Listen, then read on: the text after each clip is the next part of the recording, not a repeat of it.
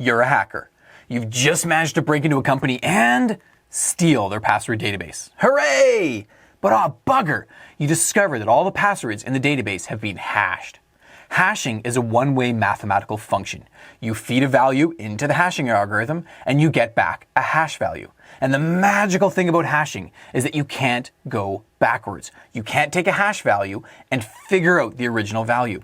So what are you going to do? Your criminal master plan has been foiled. You can't figure out the user's passwords.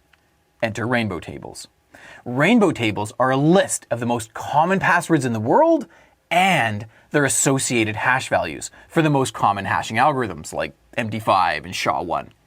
So now, assuming a user in the stolen password database has used some common crappy password, which by the way is a very safe assumption. The most common password in the world is password or 123456. All you have to do is take the hash value from the stolen user database and look for that hash value in the rainbow table. And if there's a match, then boom, you know the user's crappy password? Thank you, rainbow tables. You can now hack the planet.